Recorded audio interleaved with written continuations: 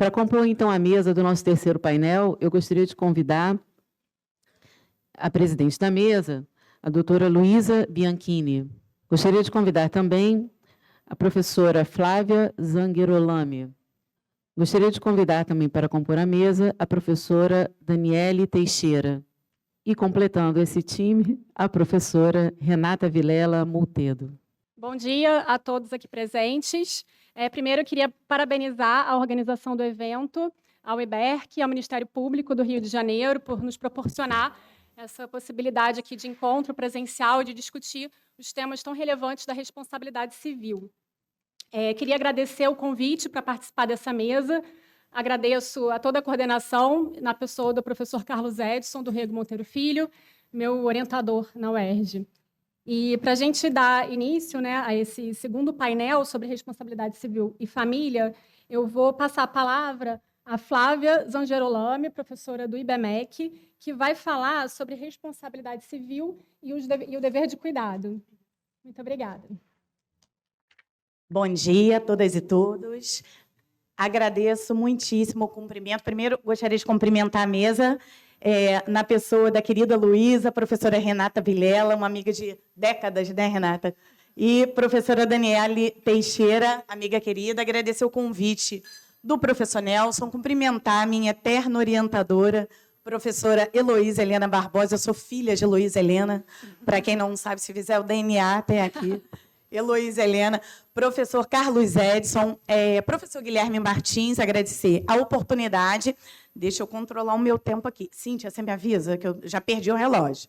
Vai me avisando aqui para eu me controlar. E gostaria também de impetrar um habeas corpus preventivo, porque, pelo painel original, a professora Juliana falaria sobre alienação parental e responsabilidade civil. Entretanto, ela teve um probleminha de saúde. Eu estou aqui como soldado reserva para falar, para bater um papo com vocês e provocar algumas reflexões sobre violação do dever de cuidado e abandono afetivo inverso. Estou fazendo aqui, entre aspas, o abandono afetivo inverso, porque eu vou focar muito mais na violação do dever de cuidado e como as categorias da responsabilidade civil podem solucionar problemas da nova ordem, do nosso envelhecimento ativo, do desenvolvimento da pessoa humana, que muito se fala em dignidade da pessoa humana e família naquele aspecto instrumental, naquele ambiente de desenvolvimento da pessoa humana para assegurar livremente a formação de sua personalidade.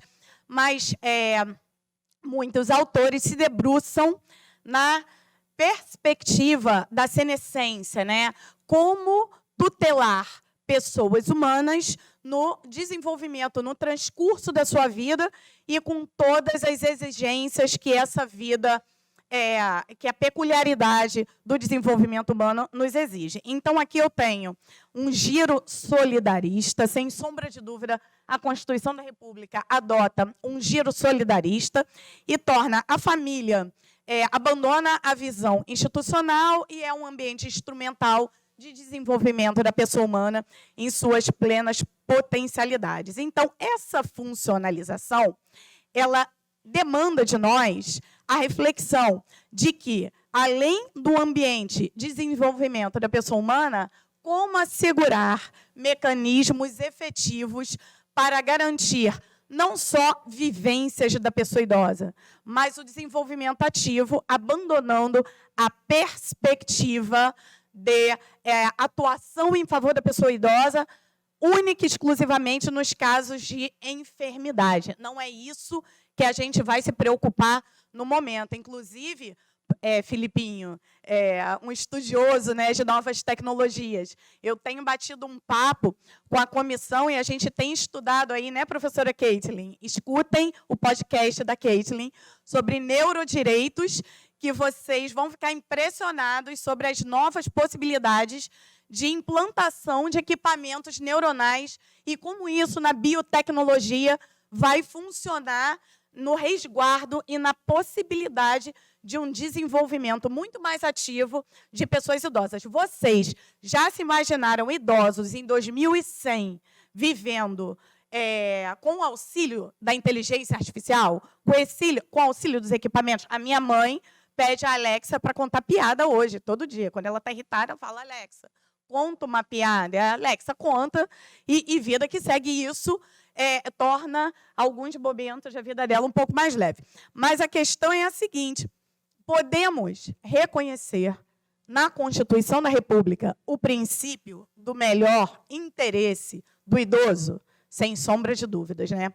Poucos autores se debruçam diretamente com base nesse princípio. Quando a gente abre alguns manuais, a gente vê muito o foco no princípio da prioridade absoluta do melhor interesse da criança e adolescente. Acontece que o melhor interesse do idoso também encontra resguardo no texto constitucional, até porque o capítulo 7º sofreu alteração para consagrar criança, adolescente, pessoa idosa, jovem. Então, prioridade absoluta da tutela do idoso não é de hoje, não só através da virada constitucional, mas porque o Brasil é signatário da Convenção Interamericana de Proteção à Pessoa Idosa. Foi o primeiro a aderir à convenção.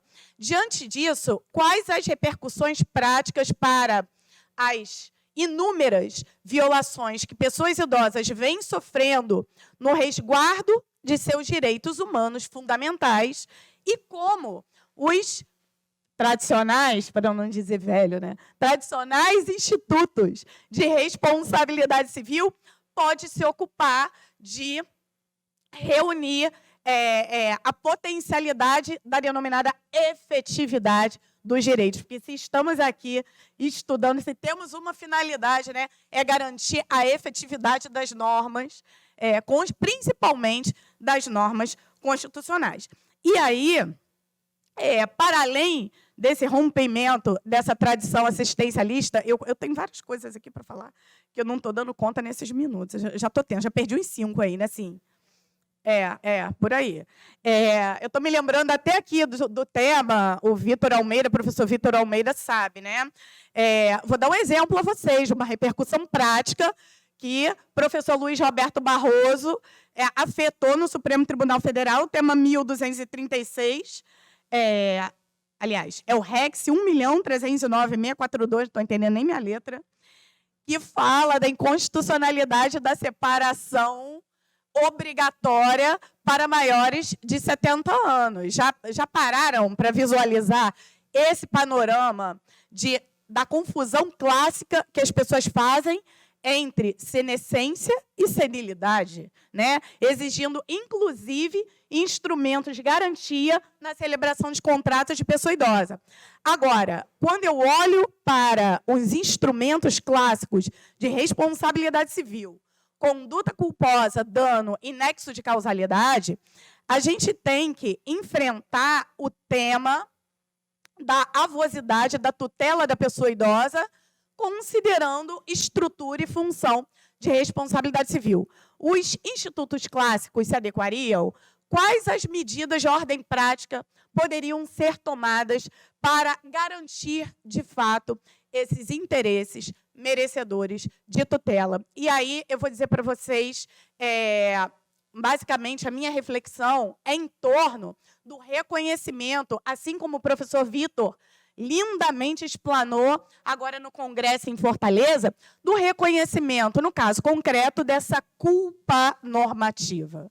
Quando eu identifico o papel da culpa na responsabilidade civil subjetiva, mas fulcrado não na intenção do agente, mas na avaliação do standard, dos modelos de conduta, e se no caso concreto e considerando principalmente a contextualização naquela dinâmica familiar, se mostraria possível verificar esse abandono afetivo, porque há uma impropriedade, como o professor Nelson Rosenwald fala, na utilização dessa expressão, para reconhecer, de fato, violação de dever de cuidado da pessoa idosa. E quando eu falo em cuidado da pessoa idosa, sem sombra de dúvida, conforme o adiantamento da vida, ela assume características próprias. E todas elas, como, por exemplo, ocupação, dos responsáveis, né, de quem guarnece essa tutela, responsabilização, envolvimento e atenção. No fundo, tudo isso se fulcra na atenção que, uma vez violada, caracteriza o reconhecimento de um ilícito civil, sem sombra de dúvida, passível de indenização. A gente sabe que a compensação por danos morais não resolve tudo. O professor Anderson Schreiber fala sobre reparações não pecuniárias. Então, aqui, basicamente, na tutela da pessoa idosa e na omissão do dever de cuidado, além da instituição de um papel preventivo para que o idoso, porque o idoso, pessoa idosa, principalmente, quando acometido de uma determinada enfermidade, violação ao dever de cuidado representa morte. Todo mundo sabe disso.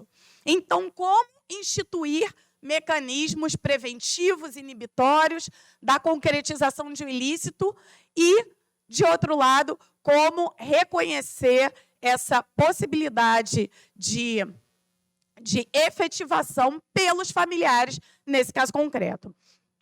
Se a culpa normativa, de fato, abandona a visão de investigação das subjetividades do sujeito, não há outra missão da responsabilidade civil, ainda que seja voltada para a culpa, mas através do modelo de estándares de conduta, na verificação, como diz o professor Rosenwald, da atuação da boa-fé objetiva das relações familiares. Há tempos, Rosenwald e Cristiano Chaves já desenvolvem boa-fé objetiva das relações familiares, sem dúvida. Agora, eu digo a vocês, numa análise contextualizada, seria interessante verificar que esse abandono, uma vez detectado no caso concreto, poderia invocar no seio familiar, veja bem, considerada a historicidade familiar, sem que isso caracterize fórmulas prontas. Poderia invocar o chamamento de outros entes daquela comunidade familiar que fossem aptos a gerir de uma forma mais efetiva esse cuidado com o idoso. E, na medida em que cada membro dessa comunidade familiar violasse o dever de cuidado objetivamente considerado, a base da culpa normativa é justamente essa, trazer o aspecto da responsabilidade subjetiva para uma visão mais objetivada, não é, professor Nelson? Responsabilidade, boa-fé objetiva, ao lado da culpa normativa nas situações familiares, vai impor uma identificação de responsabilização não apenas dos membros diretos que estão em cuidado com essa pessoa idosa, mas de outros que, por acaso, tivessem algum beneficiamento, como, por exemplo, o professor Heloísa Helene e o professor Vitor Almeida citaram a questão bifronte dos netos. Se você reconhece relação jurídica voenga, prefeito de alimentos, prefeito de percepção na cadeia sucessória, por que não reconhecer ilícito da violação de deveres de cuidados quando esse avô, durante a sua vida, vitalidade e juventude, participou da formação do cuidado no vínculo parental e na criação desses netos? Então, esse neto poderia, de fato, no meu entendimento, ser chamado a cuidar diretamente através desses mecanismos de atenção que, como diz o Winnicott, o pai da psicanálise, né? O Winnicott é o pai da psicanálise, o pai do dever de cuidado. Ele, inclusive, identificou no pós-guerra, lá em 1923, que crianças evacuadas nos hospitais na Segunda Grande Guerra em Londres vinham falecendo sem nenhum motivo específico, e a partir da colocação de uma enfermeira que a olhasse nos olhos, as mortes foram sendo revertidas. Foi aí que o Winnicott detectou, por isso que ele é o pai do dever de cuidado, né?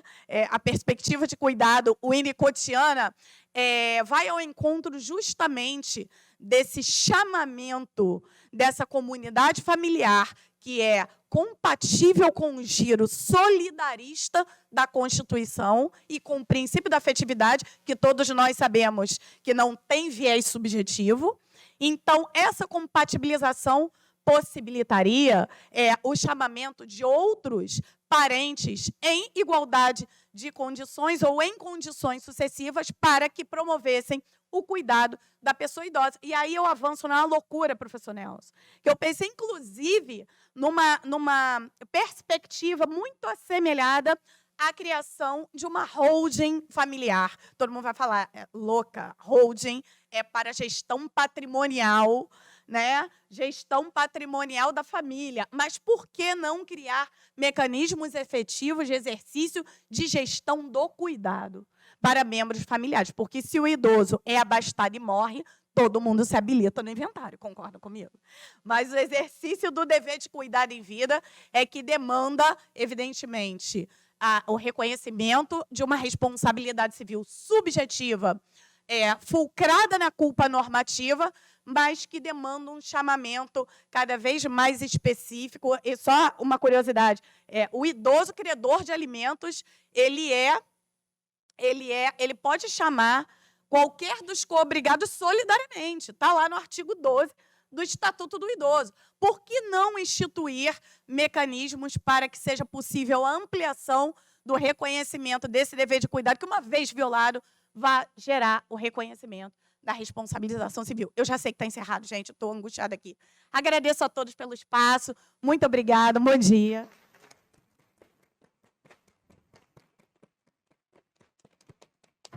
Obrigada, professora Flávia, excelente exposição. Vamos dar continuidade, eu vou passar a palavra agora à professora Daniele Teixeira, que falará sobre responsabilidade civil dos agentes do planejamento sucessório.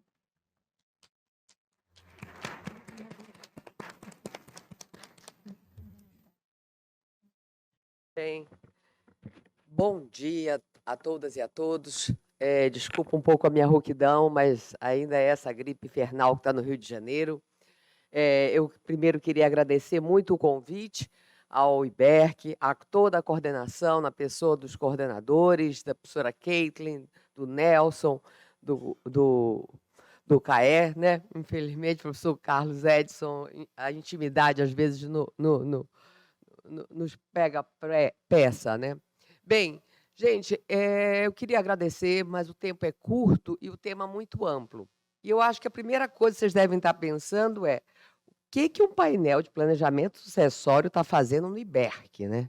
Bem, eu acho que foi muito oportuno estar nesse painel de responsabilidade civil e família, porque planejamento a gente está envolvendo patrimônio familiar e, por isso, essa conexão. Mas eu acho que exatamente... Por que ele é tão oportuno, Daniele, né? É exatamente por esse boom que existe hoje em dia com o planejamento sucessório e com a irresponsabilidade que está sendo vendido e aplicado o planejamento sucessório. Então, quando me foi feito o convite, eu achei uma ótima oportunidade, porque uma vez eu vi o professor Gustavo Tepedino dizendo que o direito civil constitucional o adjetivo constitucional era só durante um tempo, era um adjetivo temporal, porque depois teríamos que nos entender o direito civil dentro dessa concepção. Eu hoje falo sobre planejamento sucessório responsável. Eu estou chegando a ter que fazer esse destaque, exatamente pelo excesso. Apesar das pessoas estarem achando que isso é um tema novo, na internet direto sai aí, no Instagram, todo mundo sendo expertise no assunto, esse tema, para mim, é muito caro. Desde o meu projeto inicial de doutorado na UERJ, onde eu tive a alegria de ter a professora Luiz Helena, a honra de ser minha orientadora na minha tese, que era Planejamento Sucessório, Pressupostos e Limites. Então, eu estudo esse tema há mais de 10 anos. Né? Então, o que hoje podem achar que é novidade, eu já estou pensando e trabalhando e desenvolvendo esse tema. E, exatamente por esse excesso de informações e utilizando-se de exceções como regra, as pessoas estão falando verdadeiras falácias, falsas verdades, propagando incentivos à constituição de holding, e aí até aproveitando não que eu seja contra a holding, tá? Eu sou a favor, a holding é um excelente instrumento no planejamento sucessório, mas como eu acho que falou o Rafael, nós não podemos, não, professora Heloísa, nós não podemos ter o mesmo remédio para todas as doenças, né? Entre o remédio e o veneno, existe uma pequena diferença. E nós vamos ver que também outro link que tem muito a ver essa interface do planejamento sucessório com a responsabilidade civil é que essa interface, eu acho que é exatamente a interdisciplinariedade.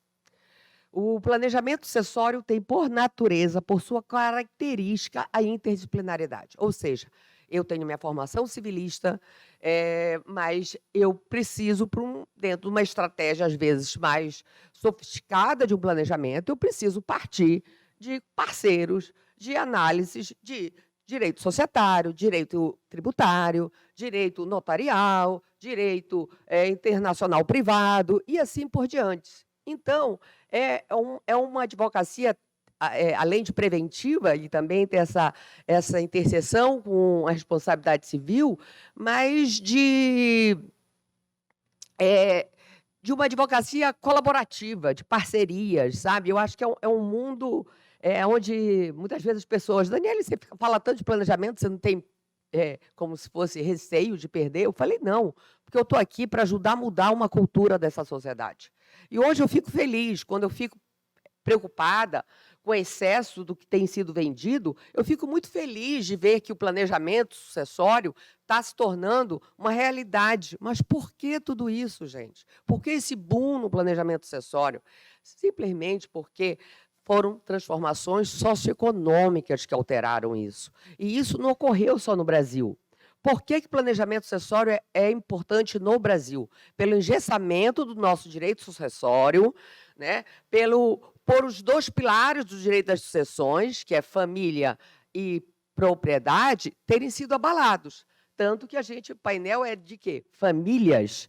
Propriedade, eu poderia dizer patrimônio. Né? E esse patrimônio, ele não é, como algum tempo atrás, estático, ele é extremamente dinâmico, de riscos e assim por diante. Então, os dois pilares, vamos imaginar que a família são as famílias, e daí dá toda uma sequência, os inventários, as complexidades, desde prazos que não se respeitam do CPC, porque antes era um tipo de família, as regras do CPC teriam que ter sido adequadas para as novas demandas. Então, o planejamento sucessório ele vem com uma solução de várias áreas do direito ajudar. Só que, independente de conceito, em livro, isso e aquilo, eu trato de uma forma muito simples o planejamento sucessório. Nada mais é que uma organização patrimonial com transferência de bens visando sua morte. É isso. Só que essa organização patrimonial, e também aproveitando a deixa é que não só o planejamento ele visa a questão patrimonial, e muitas vezes nós precisamos dessa organização patrimonial para vir a tutelar uma questão existencial, de vulnerabilidades. Então, essa organização é cada vez mais necessária. Quando nós estamos em famílias de 1, 2, 3 casamentos, né, com filhos de várias idades, é muito comum você encontrar um cliente que tem filhos já solidificado no mercado e filhos de 3, 4 anos. Isso é o comum. Né? Isso acontece muito mais. Então, essa preocupação dessa organização... Hoje, quando essa sociedade demanda por nós e por essa disciplina, o que isso tem a ver com essa interface com a responsabilidade? Aumentou muito, porque o planejamento... Primeiro, eu gosto de desmistificar algumas coisas. Não tem regras, não tem fórmula. Eu nunca vou poder responder objetivamente a um cliente: essa compra dessa propriedade é melhor em pessoa física ou pessoa jurídica? Depende. Depende do objetivo que você quer com esse bem. Então, todas essas peculiaridades tornam essenciais.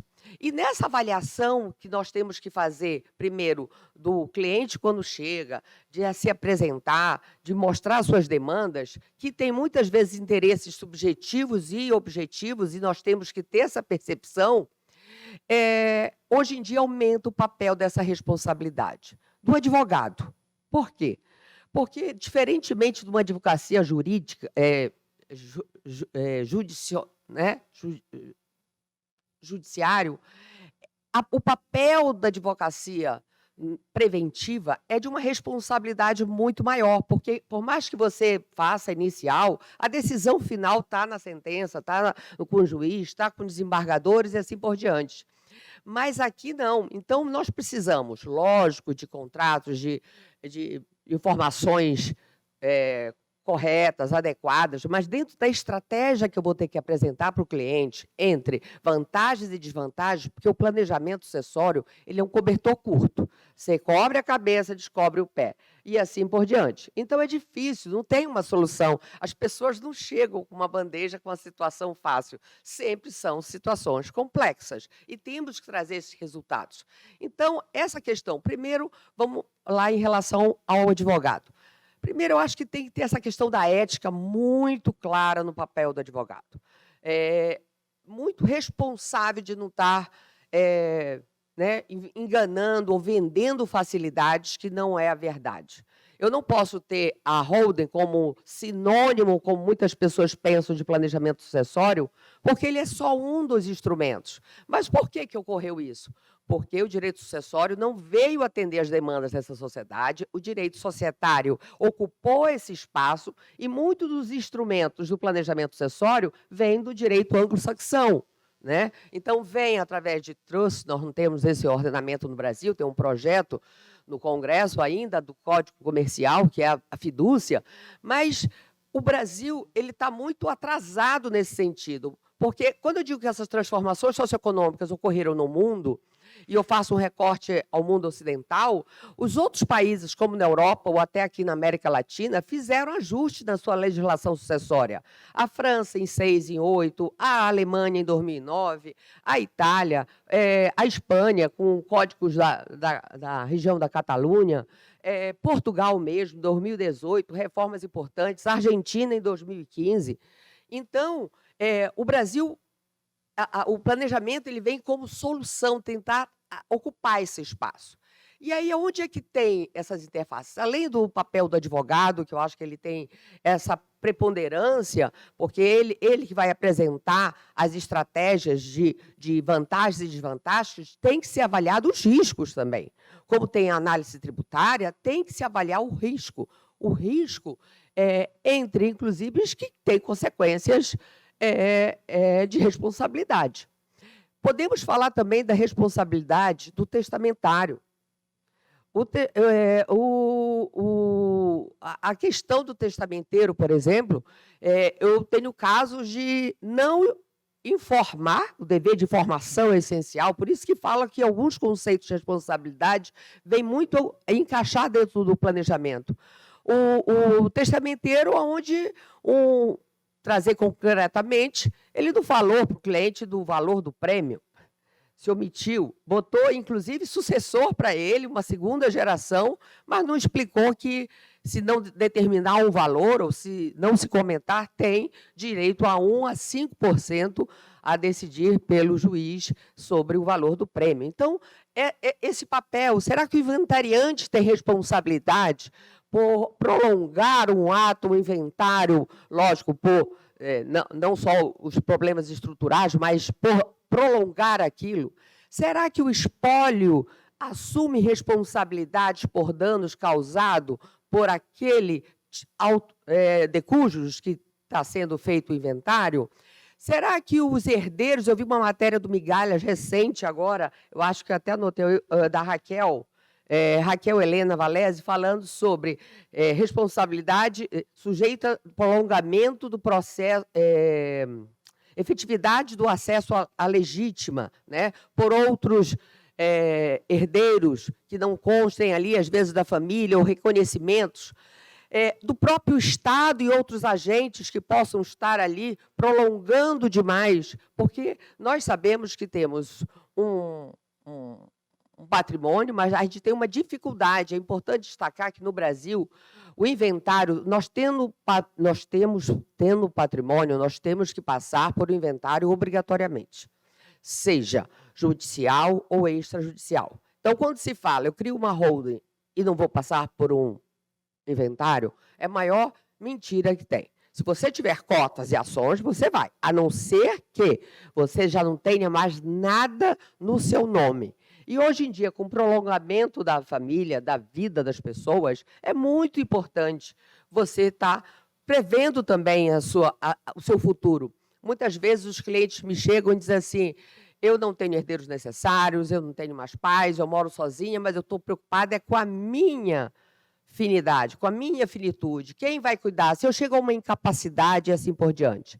Então, são vários esses pontos que são possíveis, essas interrelações, esses danos causados, por exemplo, de nulidade de um planejamento. Como assim? Tem saído muitos pareceres com casos de nulidade em relação ao 426, né? E é aquela situação. E não só nulidades, há outros também remédios que possam, situações que possam de fraudes, problema de doação inoficiosa, problema da própria colação e assim por diante. Então, é uma outra circunstância. E eu gostaria também, finalizando, falar da importância dessa advocacia preventiva que caracteriza o planejamento sucessório. Ou seja, não só da prevenção, mas como também um cuidado. Então, planejamento não tem só esse viés patrimonial, nós podemos também estar estendendo a essa questão existencial. Mas quando a gente pensa em proteger um vulnerável, a alguém da sua família que tem uma vulnerabilidade, você precisa organizar isso patrimonialmente. Como é que vai ser um usufruto, uma renda e assim por diante, né? Um direito real de habitação e tantos outros instrumentos. Mas eu digo também que o planejamento ele tem uma característica, além dessa prevenção, que é a customização. O professor Daniel Bucarme, né, me cedeu utilizar essa nomenclatura dessa customização do planejamento sucessório, ou seja, cada planejamento de uma família vai ter a sua fórmula, as suas etapas, porque fórmula não existe. Então, não adianta eu querer importar de A e aplicar em C, porque cada família vai ser constituída de uma forma, cada patrimônio de uma forma, e as vontades desse planejador ou dessa planejadora também podem variar. E outra coisa, a necessidade sempre de atualização, também estando coerente com as alterações legislativas, jurisprudenciais e também dessas 3 critérios que eu falei. Porque se não tem fórmula, tem etapas, que eu ponho como qualificação, objetiva ou subjetiva da pessoa, é o patrimônio de uma forma quantitativa e qualitativa e também, por último, essa autonomia do planejador, tendo limites, os limites legais e os limites funcionais. E essa responsabilidade civil, que tem todo esse critério de dever, de função, de buscar essa função da responsabilidade, esses novos parâmetros. Eu estava falando com a Renata ainda agora, né? Ainda bem que continuamos em eterna evolução e mutação, né? Que a estagnação nós temos que estar sempre andando e tentando nos aprimorarmos. Então, eu trouxe aqui para vocês, eu nem utilizei aqui, mas eu trouxe só como temas aí gerais, né? Finalizando com essa advocacia preventiva e customizada, para quem, como aqui tem muitos alunos, quem gostar mais da temática, aqui também tem os meus contatos, tem o planejamento, que é a base da minha tese de doutorado, mas toda uma sequência do livro das arquiteturas. Eu fico muito feliz também da questão de quantos autores que fazem parte do IBERC e também fazem parte do Arquitetura do Planejamento Sucessório, que é uma coleção de livros com temas tão atuais, mostrando a diversidade e amplitude desse tema. O tempo foi pouco, mas o tema é muito extenso. Muito obrigada mais uma vez. É o primeiro evento que eu participo no Rio presencialmente, depois da pandemia, uma oportunidade de rever tantos amigos queridos, né? Principalmente eu que passei por um problema de saúde muito sério. Então, muito obrigada e sucesso sempre para o IBERC. Como ele pediu, vou deixar aqui o livro para ser doado no fim do evento. Eu sei. Muito obrigada. Muitíssimo obrigada, professora Daniele, pela excelente exposição. Agora, dando seguimento, vou passar a palavra para a professora Renata Vilela Multedo, que vai falar sobre responsabilidade contratual no direito de família, limites e possibilidades do dever de indenizar. Vou aproveitando aqui o exíguo tempo para agradecer o convite à professora Caitlin Mulholland, ao professor Nelson Rosenwald, ao professor Guilherme Martins e professor Carlos Edson do Rego Monteiro. Sei que é uma honra estar aqui entre amigos tão queridos. Dar bom dia a tantos alunos, magistrados, promotores, professores, e dizer que é sempre um prazer a gente estar trazendo novas reflexões dentro do campo aqui do IBERC, da responsabilidade civil e do direito das famílias. Bom, muito tem se falado no ambiente de família da contratualização e desse fenômeno dos novos pactos no direito de família. Mas pouco tem se falado sobre a inadequação da importação de institutos jurídicos do inadimplemento para os contratos familiares. Esse é um tema pouquíssimo escrito, refletido, e isso não acontece só no âmbito do direito de família, né? Isso vem acontecendo do próprio campo aqui do que hoje foi ressaltado com o termo vulnerabilidade. E é importante a gente lembrar que a vulnerabilidade, esse instituto nasceu numa seara patrimonial. Então, precisamos também repensar o que é a vulnerabilidade existencial, como traduzir, né, nesses contratos ou no direito de família, institutos que realmente tutelam uma vulnerabilidade que não é negocial e não é patrimonial, mas sim existencial.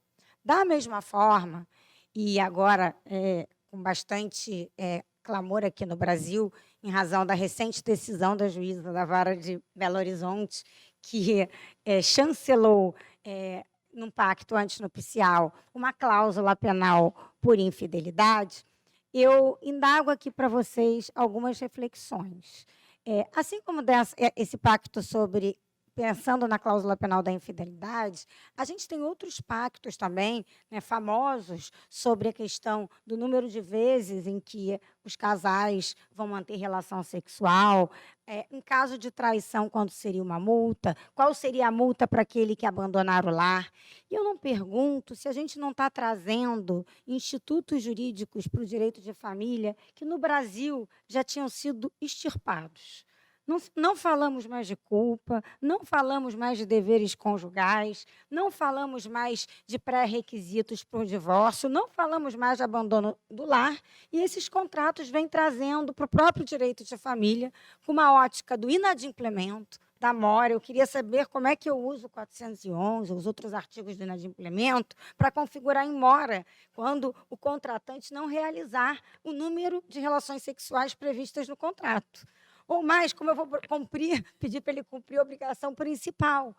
Isso não significa que eles não possam contratar o que eles quiserem. É muito salutar, necessário e adequado que, dentro das relações conjugais e convivenciais, no âmbito da concretude, da autonomia existencial e da, justamente, privatização das relações conjugais, a gente possa, sim, defender que as partes ou que os contratantes podem criar as próprias cláusulas. Mas nós, da sua vida, do seu projeto familiar, do seu projeto parental.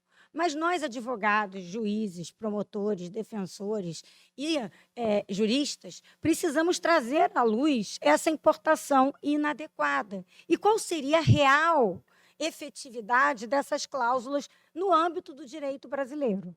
Então, não basta, como acontece, e cabe a nós refletirmos, trazermos esses institutos e justamente a cultura da sanção punitiva de novo para dentro do direito de família.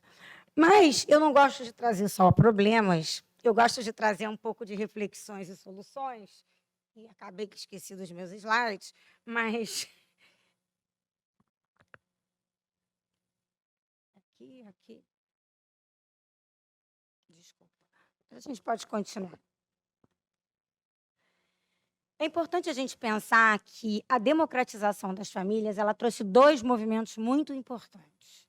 A parentalidade passou a ocupar o lugar mais importante do âmbito da família, trazendo como princípio norteador o princípio da paternidade ou parentalidade, como dizemos hoje, responsável. E a conjugalidade tornou-se múltipla, sem fronteiras espaciais ou com qualquer hierarquia. Então, trazer institutos punitivos ou institutos patrimoniais para tratar e tutelar situações jurídicas subjetivas existenciais, com certeza não vão funcionar. E aí, eu pergunto para vocês aqui, Por que premiar ao invés de punir? Por que nós não podemos pensar em construção de cláusulas que sejam cláusulas de recompensa e de comportamentos desejáveis no âmbito das relações familiares? Por exemplo, recentemente, teve notícia de um pacto antinupcial, onde já nesse pacto o contratante que desejasse, em caso de divórcio, sair do bem do casal e deixar permanecendo o outro, iria já receber metade do aluguel. É óbvio que ele poderia receber essa metade do aluguel, mas a ideia dos pactos é não judicializarmos os problemas, mas trazermos uma ótica de recompensa, uma ótica premial, uma ótica que induza comportamentos positivos dentro das relações familiares. E eu vou dizer por que essa ótica é tão importante. Mesmo tendo uma cláusula penal, no âmbito do direito das famílias e principalmente dos interesses existenciais, os danos muitas vezes não são meramente morais. São danos existenciais e permanentes. São danos que continuam no tempo. Um abandono afetivo, uma ofensa por traição em redes sociais, que é um dano indelével, são danos que necessitam, né, de um outro tipo de reparação. Não basta, muitas vezes, uma reparação pecuniária ou uma lógica patrimonial. Então, a cláusula penal, por si só, numa relação que transborda uma relação patrimonial e que é uma relação continuada para um caso de infidelidade, que sequer mais é um dever jurídico no Brasil, se torna um tanto, ao contrário do que se tem clamado, inovador, mas inadequada e antiquada. Então, nós precisamos pensar, sim, qual é o receio na hora de fazer esse contrato ou esse pacto que salutarmente as pessoas hoje pensam e raciocinam antes de ter um filho, fazem planos parentais, planos conjugais, e esse é um movimento sem volta e muito salutar, em tratar de estudar instrumentos jurídicos mais eficazes. Um outro exemplo de que a punição não tem servido no âmbito das varas de direito de família é justamente a previsão de multa para o pai que não convive com o filho. Essa previsão de multa tem trazido justamente o interesse contrário. Olha, eu posso pagar e não posso conviver. Logo, uma ótica patrimonial e de sanção punitiva e pecuniária vem se mostrando totalmente insuficiente para tutelar o direito existencial maior e indisponível, que é o filho de ter o convívio de ambos os pais no seu crescimento. Pensando nisso, eu queria trazer para vocês aqui alguns exemplos, né, dessa cultura da lógica da sanção premial. Eu trouxe aqui os exemplos que eu dei, principalmente das sanções premiais convencionais, que são muito salutares nos pactos conjugais, pensando justamente em premiar ou já recompensar aquele que está reparando uma situação, ou, no bom sentido, de uma forma mais ampla, de um desfecho de casamento. Num regime patrimonial da separação de bens, por exemplo, não raro, você poderia prever que quanto mais tempo aquele casamento dura, ou aquela união dura, mais faz sentido que aquele patrimônio seja partilhado de forma progressiva, como forma de tutela de uma pessoa que está vulnerável naquela relação. E uma vulnerabilidade concreta, porque é uma pessoa que muitas vezes está ali dando suporte para que a outra possa ganhar dinheiro enquanto tem seus filhos criados e a sua vida administrada. Então, pensarmos já nisso nos pactos pré-nupciais e nos contratos de convivência, como, por exemplo, uma outra ideia que vem sendo implementada, a questão de um fundo de investimentos para aquele cônjuge que vai ter que abandonar ou deixar de trabalhar por um certo período para o cuidado dos filhos. Seria uma lógica premial. Vamos reconhecer, vamos premiar, vamos incentivar aquele que está abrindo mão da sua carreira, né, da sua individualidade, por um bem maior da família. Então, pensarmos aqui em sanções premiais convencionais, eu poderia ficar aqui falando para vocês uma tarde sobre elas, é uma ideia importante para a gente começar a estudar, refletir e trazer para os artigos jurídicos, porque eu acho que é esse o papel da doutrina. O papel da doutrina é trazer justamente suportes para que a gente possa pensar em novos métodos de implementar tutelas existenciais para a qual o direito contratual e a própria responsabilidade civil não foi inicialmente criada, tampouco a teoria das vulnerabilidades, que é tão cara ao direito de família. Essas sanções premiais podem ser incidentais, a gente pode ter protocolos institucionais dos próprios membros de determinadas empresas, institutos, Ministério Público, Judiciário, pensando em protocolos institucionais de premiação, e aqui eu estou falando do lato sensu, não só no direito de família. E onde que vem o fundamento das sanções premiais convencionais? Vem justamente naquilo que a gente importou, né, de uma forma necessária, porém ainda muita necessidade de reflexão, que é a questão da arquitetura de escolha e os nudges, ou seja, aqueles empurrões, aqueles incentivos para que as pessoas tenham um comportamento que vá reverter em prol da sociedade ou daquele pequeno grupo, como a família, por exemplo, né? Então, a democratização da família, ela exige também uma arquitetura de escolha onde, de fato, nós possamos tutelar e exercer essa tutela de uma forma qualitativamente diversa da tutela patrimonial. Ainda que tenhamos, obviamente, interesses patrimoniais. Mas não são poucas as situações jurídicas dúplices no direito de família. Alimentos seria, talvez, né, o exemplo mais claro, onde a gente precisa de uma verba para o próprio sustento, mas também para a promoção da dignidade daquela pessoa. E assim, no direito de família, na maioria das vezes. Mesmo a questão de um regime de bens ou de uma indenização compensatória ou reparatória, ela vem com essa ótica não só patrimonial, mas com a ótica de tutela, justamente de uma reparação mais integral. E, com certeza, essa reparação mais integral, no âmbito de uma relação continuada, não vai se esvair como num atropelamento ou num acidente de carro, onde eu vou prever uma verba indenizatória de dano moral e eu nunca mais vou receber aquela verba, vou me sentir satisfeita e talvez nunca mais vá ver aquela pessoa, provavelmente na minha vida. É muito diferente nas relações familiares. As relações são permanentes. E quando há filhos, essa responsabilidade, eu diria, talvez eterna, né? Porque os filhos vão cuidar da gente, mas até então nós cuidamos dele sempre com esse caminho de mão dupla, como foi aqui já ressaltado pela professora Flávia. Eu fiz o meu cronômetro, mas ele parou. 3 minutos. Não quero ser pontual.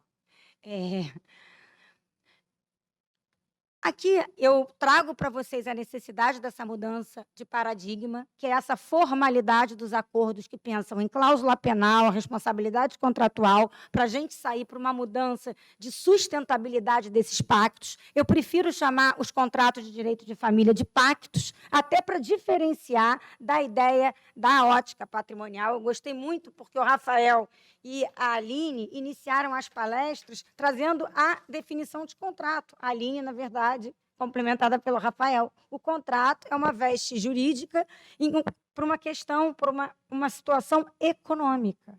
E será que a gente pode falar dessa veste jurídica de forma adequada para uma situação existencial, como é a constituição de uma família, ainda que traga interesses patrimoniais?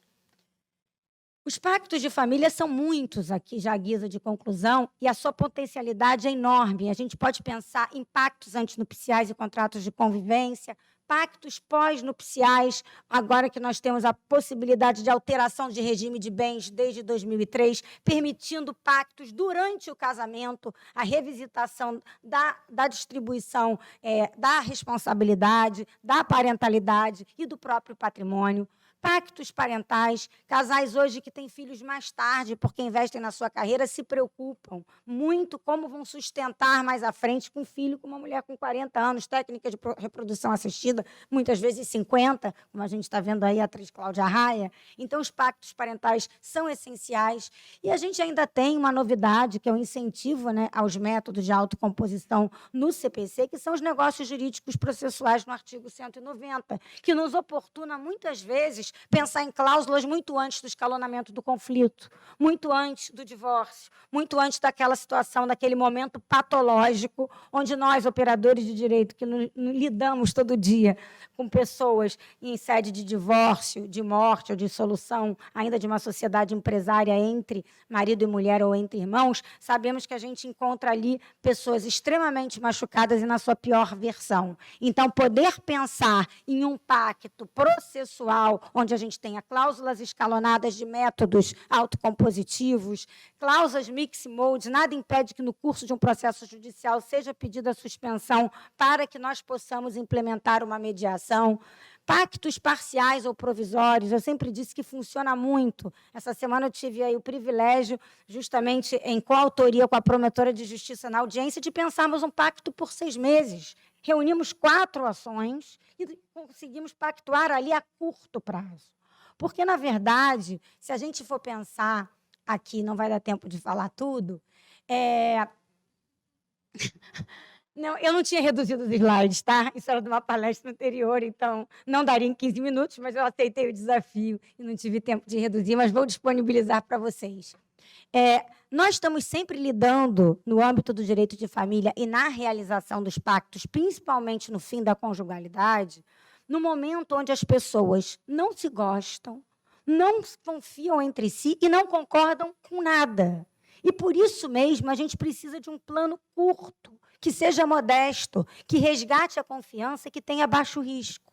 Daí porque um plano parental ou processual ou ainda conjugal, na seara de um fim da conjugalidade, que seja por um curto prazo para a gente fazer um teste de realidade, ou com as referidas responsabilizações, quanto maior uma lógica premial aqui para a gente pensar, quanto mais vezes aquele pai que nunca busca o filho na escola e está querendo um pernoite, e a mãe não confia porque ele nunca apareceu, ele conseguir buscar os filhos na escola, a gente possa pensar daqui a 2 semanas num pernoite. E se num pernoite essa criança conseguir cumprir com todas aquelas tarefas, porque o pai nunca levou na natação. Muitas vezes estou falando do pai, gente, aqui, porque nós temos uma sociedade, culturalmente, onde as mulheres fazem esse trabalho, onde as mulheres foram para o espaço público e os homens não vieram ainda para o espaço privado suficientemente. Então, aqui, muitas vezes eu sou corrigida na plateia, mas a senhora está falando pai, a senhora está falando pai. A gente ainda tem essa cultura, é o pai mesmo e é a mãe mesmo. A gente ainda vive, a gente está mudando, como disse a professora Daniele, estamos em transformação, mas a gente não pode tapar os nossos olhos para os desafios ainda de não perpetuar o que tradicionalmente a gente demorou tantos anos para mudar, como, por exemplo, retirar uma guarda unilateral para uma guarda compartilhada, como regra, que foi tão importante dentro do direito de família, assim como a lei de alienação parental, para reparar e prevenir muitos danos numa cultura de responsabilidade civil preventiva. Por fim, então, eu queria trazer essa figura. Esse arquiteto é um arquiteto que eu sou muito fã, e ele só ficou famoso depois dos 50 anos, quando ele tinha abandonado já o emprego, não tinha concluído a faculdade em Harvard e estava morando na rua, em Chicago. Então, ele começou a pensar por que tudo estava dando errado e por que ele brigava contra o sistema e não conseguia resolver nada. E ele traz essa frase que eu acho que é muito interessante, porque a gente nunca vai mudar um modelo ou o status quo brigando com a realidade. Para a gente conseguir mudar, a gente precisa pensar em instrumentos jurídicos e numa tutela diferenciada para mostrar que aquele modelo anterior está obsoleto. Então, eu acho que esse espaço aqui é muito importante para a gente pensar em novas soluções e trazer muitas reflexões, e agradeço a todos aí pela paciência.